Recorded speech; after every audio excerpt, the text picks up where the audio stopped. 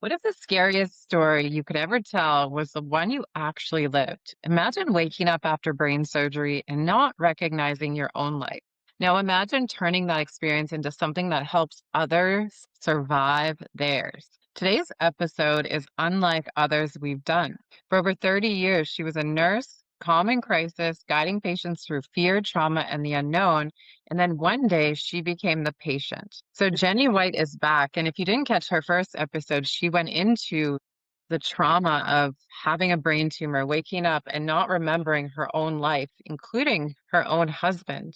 And what she did next was incredible. She took that trauma and that fear and she turned it into a raw, unfiltered experience and turned it into writing, something so incredibly powerful. So today she's a published author of medical horror. But this isn't the way you think of fiction because when you've actually lived through it, you don't write stories the same way. And today we're diving into how pain becomes purpose and how sometimes the worst thing that ever happens to you becomes the reason that you're here. Jenny, thank you so much for being back on The Advisor. It's so good to see you.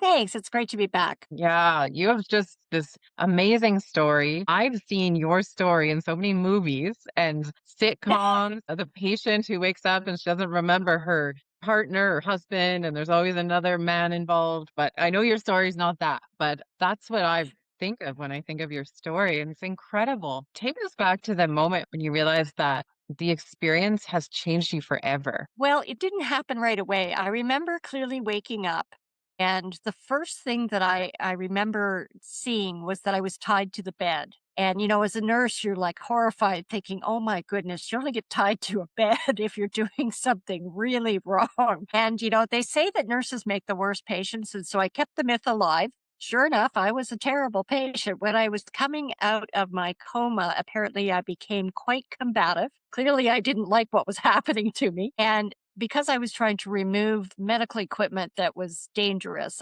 I had to be restrained. So I got that. But I remember clearly waking up thinking, I'm tied to the bed. This is not good. I Right? then remembered looking around and I knew almost instantly that I was in an ICU, which I fully expected actually, because knowing what they were going to do and how they were going to do it, I knew that, I wasn't going to be going home that day.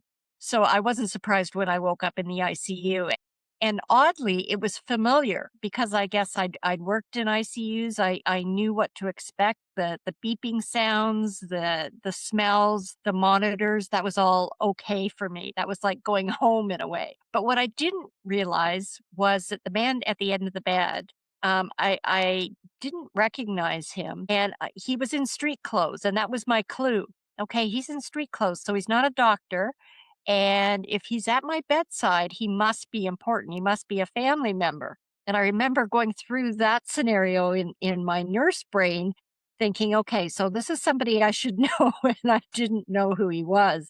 So I kind of played along like I expected him there, but I couldn't come up with his name or that he was my husband or anything like that. My gosh, that must have been incredibly scary for one. We're gonna get into that in a later episode. I want to talk about how you rebuilt your relationship and all of that because I think that's so fascinating to me. So what was the moment you thought to yourself, I need to do something with this? Because in the last episode we went into how, you started rebuilding your life and you took a course on writing and Yeah. turned everything around. So what was the moment that you're like, "Oh, I'm gonna use this experience and, turn it into something magical?" Well, it wasn't actually until I got home when I was lying in bed recovering and I was having therapists come to do different things like speech therapy and physiotherapy and that kind of thing. As I was lying in bed watching TV and watching movies to pass the time, I remember thinking, okay, I can't do this for very long in that, you know, everything seemed kind of dull and boring. It was almost like I was being tortured by being in this bed, having to watch TV and movies. Even though they were good in that they triggered some memories, I do remember thinking, "Okay, this isn't gonna work for me. I'm gonna have to figure something out." And that's when I gave myself permission to dream. And I remember lying in bed thinking, okay, so I'm back to being 5 years old and I don't remember anything. So if I could do anything, if I could be anything, if I could reinvent myself somehow, what would I be? And I just sort of allowed that seed to be planted. And over, several days, over weeks, it sort of started to come to me what I would like to try. So it wasn't an instantaneous thing. It was something that I kept asking questions. Well, like, what could I do? What would I really love? And it took time for that to surface. That's where the writing came in, though.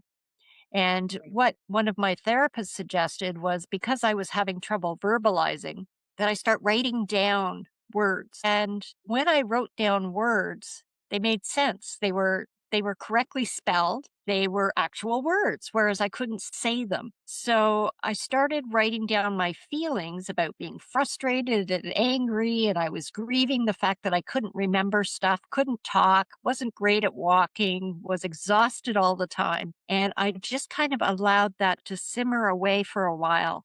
And I built on it every day. And as I dreamed, I finally decided, I like the idea of writing. I should try writing. I mean, I used to write all kinds of academic papers when I was a nurse, but writing fiction's totally different.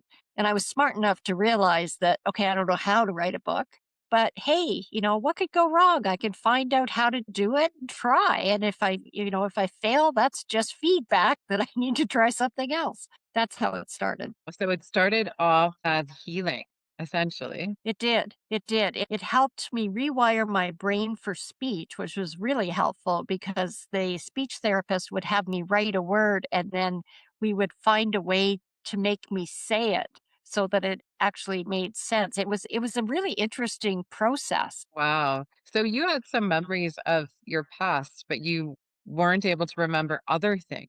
That's quite interesting to me. Can you speak more on that? Yeah, so the memories at the beginning were just completely gone. It was like someone had emptied my brain out and there just was nothing there. I couldn't remember my name. I remember asking the nurse one night, "What's my name again?" Because I just couldn't Wow. come to it. It took time. And as time went on and things were triggered, then some of the memories came back. I certainly don't remember all of my nursing past, but I remember bits and pieces. And as I write, it kind of triggers me to sort of go down rabbit holes to try and figure out, okay, am I imagining this or did this actually happen to me? Well, that's incredible. What was the first thing that you wrote after everything you went through? Well, the very first thing I wrote was a children's book because what I was doing was I was lying in bed processing and just kind of thinking like a 5-year-old would think. And my dog was at my side. That's Molson. And, I would be looking at Molson thinking, okay, what would be a great story to include Molson in? And I thought, okay, well, let's start real simple. Let's start with something like going to the zoo. And so in my brain, I tried to start thinking, okay, what zoo animals are there? And I even, at times would go on the computer and type in zoo and then, zoos would come up and then I'd click on all the pictures and try and recognize and name all the animals. It was really weird.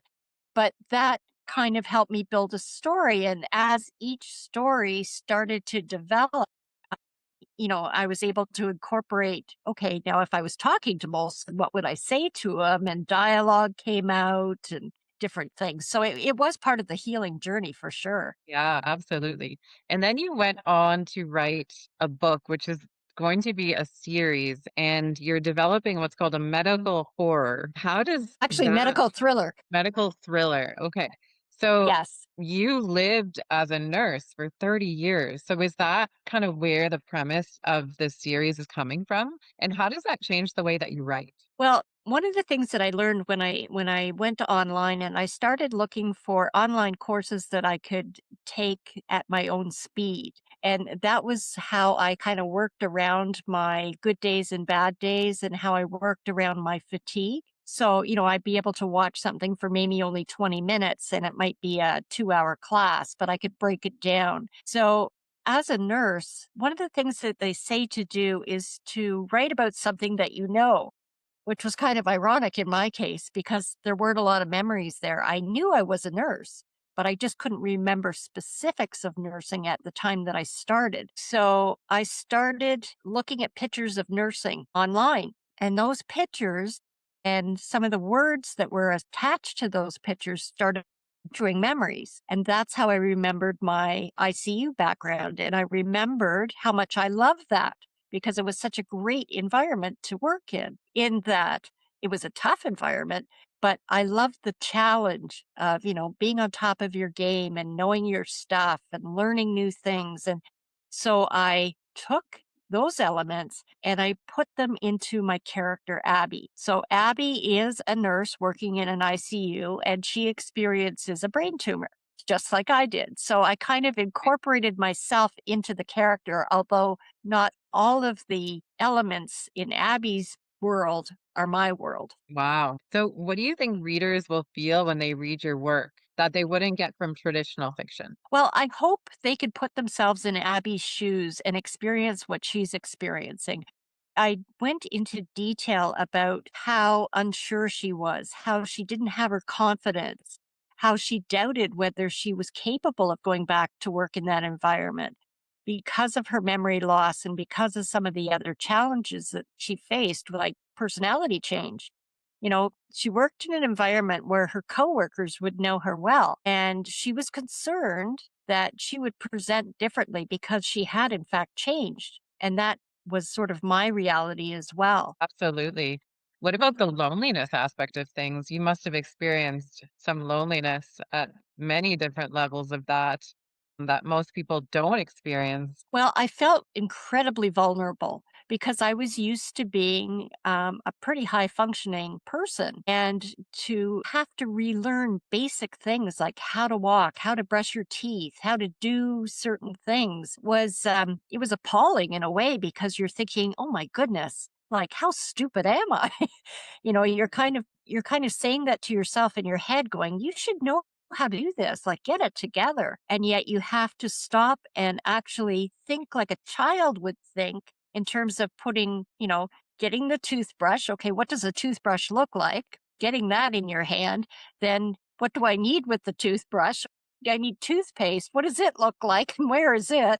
Yeah, How do I actually do it? So people don't think that simple things that we learned since babyhood are ingrained in our brains. They are in our memories, but when your memory center has changed and you lose them, then you're starting from scratch. yeah, that's incredible. Did you ever relive parts of your experience as you were writing? Was that part of the process as well? It was. Well, part of my reason for writing was just to have an expression, be able to sort of pour my soul out onto the paper, just as a way to try and articulate what it was like so that others, when they have brain tumor experiences or life-threatening experiences, they can relate to some of the things that the character in the book talks about. Right, right. And then how did you take something so terrifying and turn it into something so meaningful? I think a part of me as a nurse is very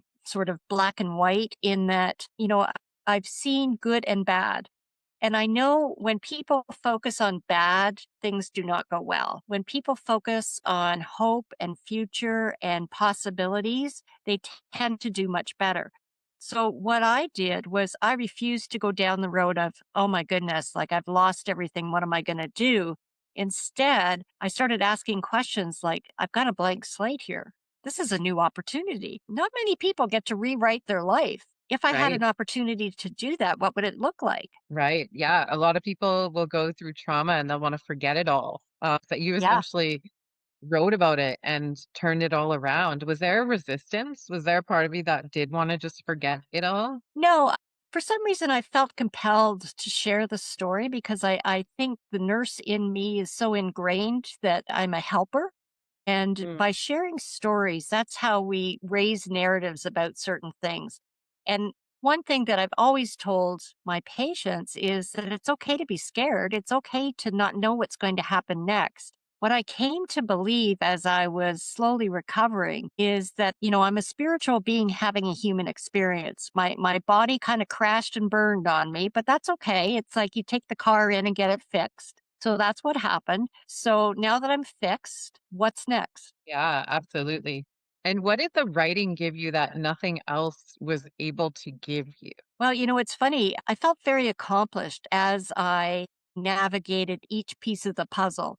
I mean, there is so much to learn, and I am far from done in terms of learning how to write a great book. I did my best based on what I had at the time. And, every day you learn a little bit more. So I found joy in accomplishing something, even if it was only, getting a paragraph written or taking a class or submitting some work for review. Every little bit helped build some self confidence back. Now, the Right? one thing that I did find was, as I felt better and better, so I'm 2 years out from the surgery and I'm still recovering.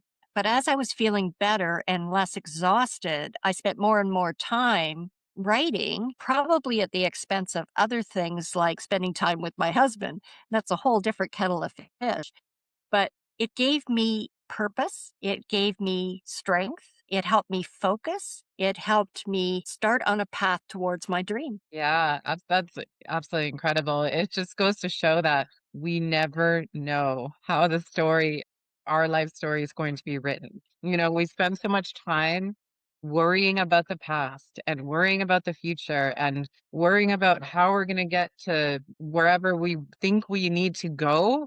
But most often than not, we have no idea where we're going to go and how we're going to get there.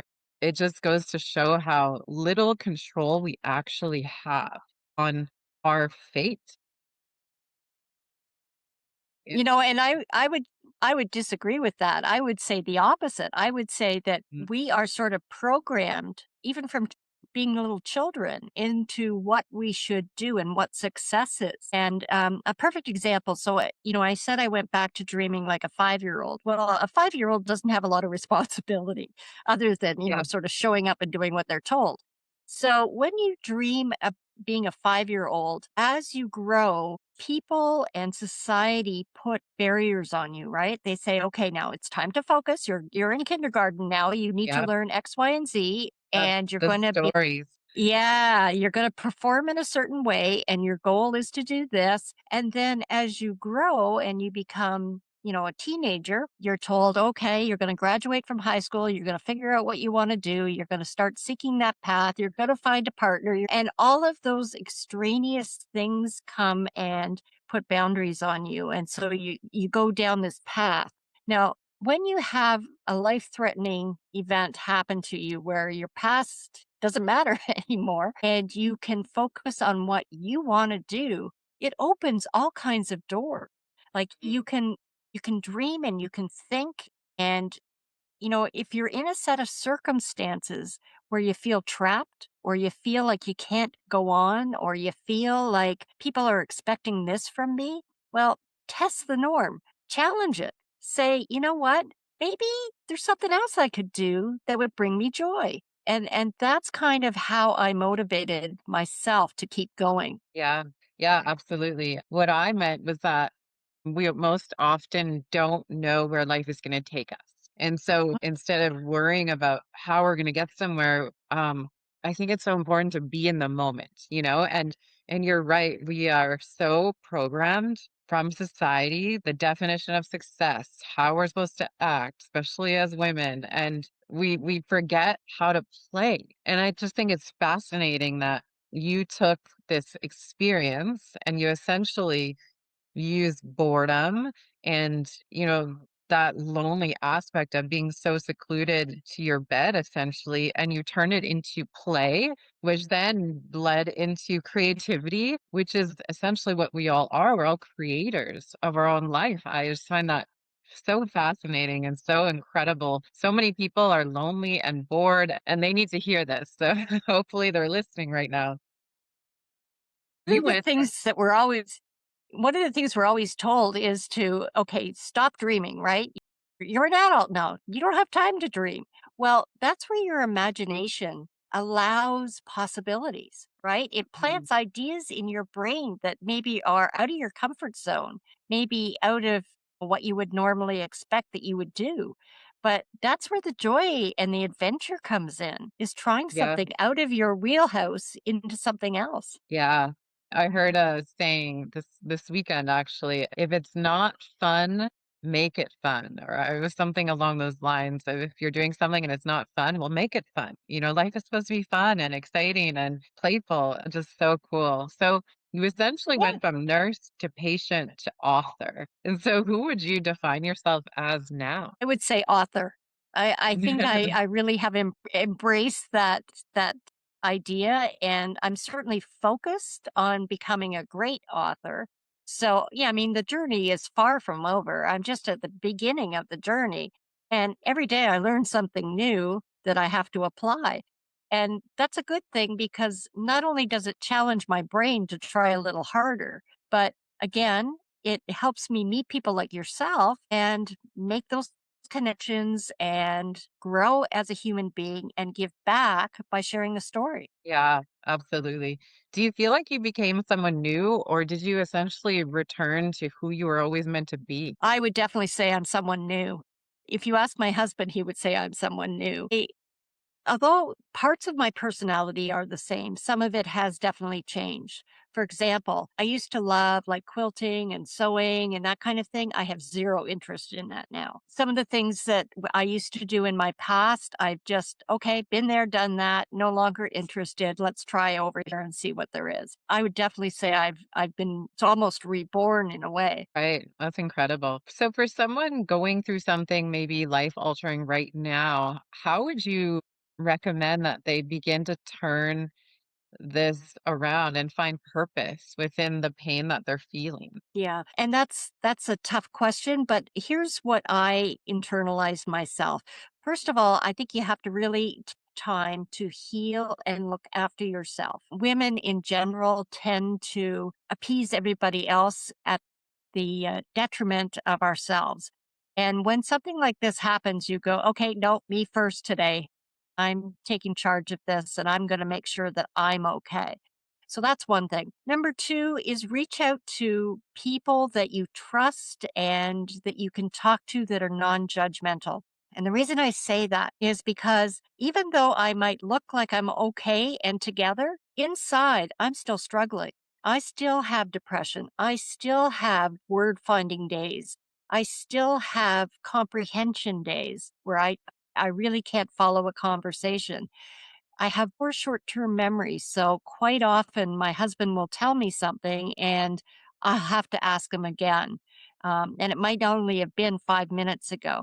So you have to have a circle of people around you who are kind and who are willing to give you space. So that's important. And the other thing that I would really say is don't be so hard on yourself and take baby steps. You can't reinvent yourself in one day. That's just not going to happen. You might have an idea of where you'd like to go, but you're not going to accomplish it in a day. So I have managed to get a published novel on the market. That to me was one of my huge goals, and I've accomplished it, and I'm proud of myself, and I'm grateful, and I celebrate that success. And that's something that we don't do a lot of, is just celebrating the small accomplishments. There are days I can't get out of bed.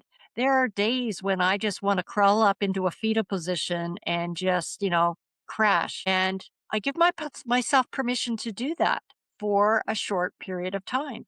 But then I say to myself, okay, you had that. Time to get on with it. Get up, have breakfast, and try something. And if you still need to go back to bed, go back to bed, but you've made a step forward. So every day is a baby step towards where you want to be. Yeah, no, thank you for saying that because we need to give each other grace.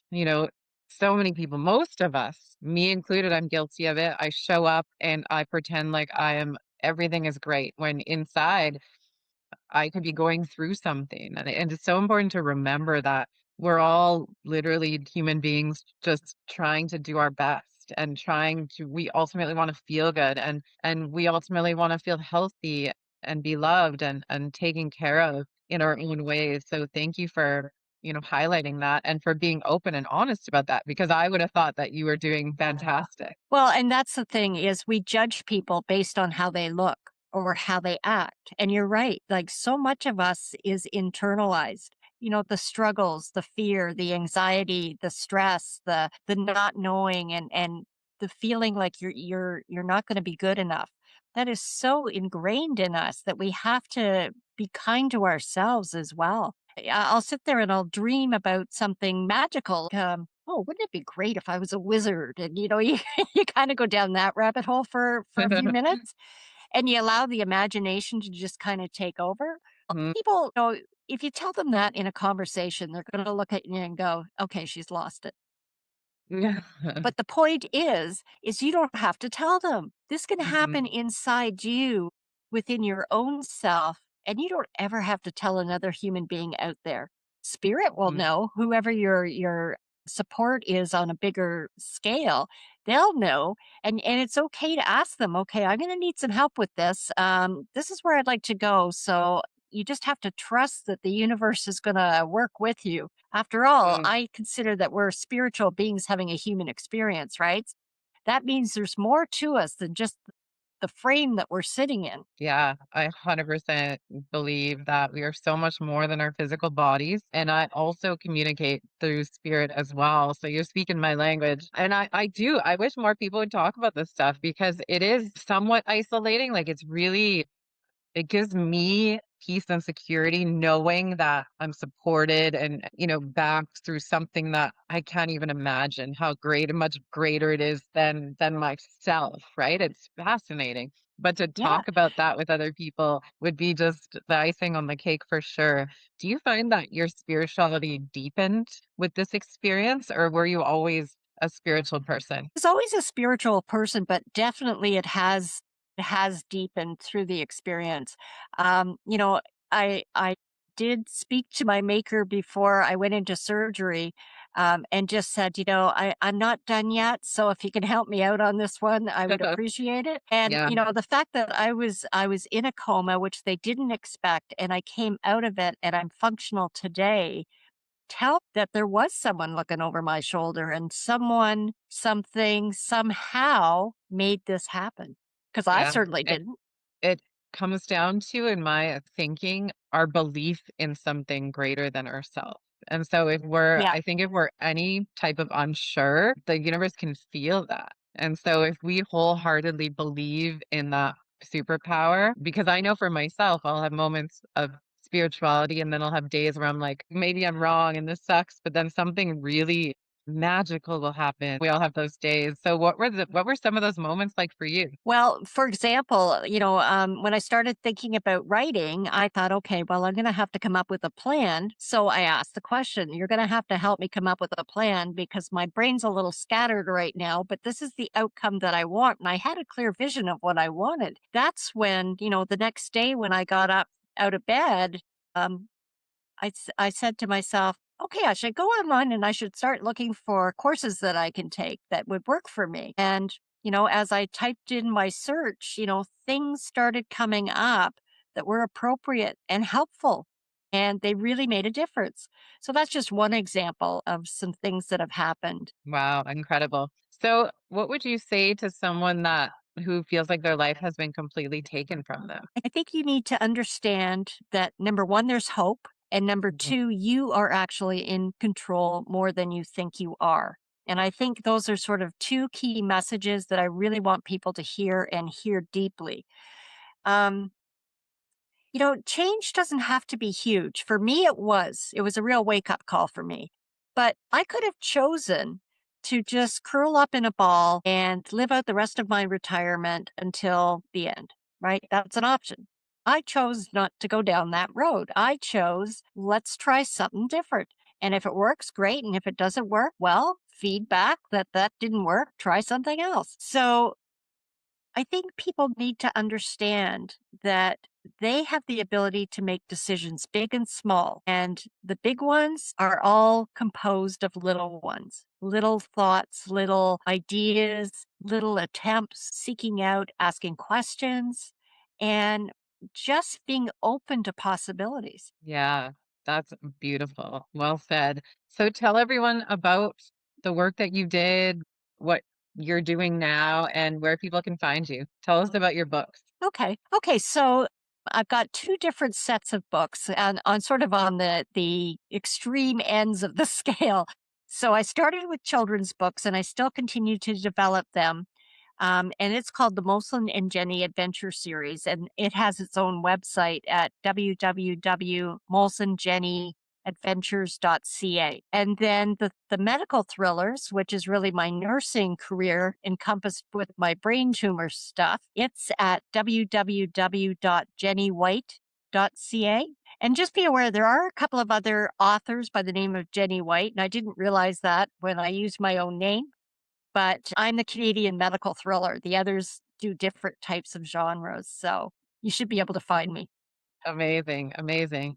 Well, thank you so much for being here today and for sharing more of your Great, story. I know we're going to get into further details as you're going to be joining us again for another few episodes. So I look forward to those as well. great. Thanks, Lisa. I appreciate it. Yeah, so much fun. And so this is a reminder to the audience that we often don't talk about the hardest chapters of our lives enough. And so even if it feels like it's the end of your story, it's not.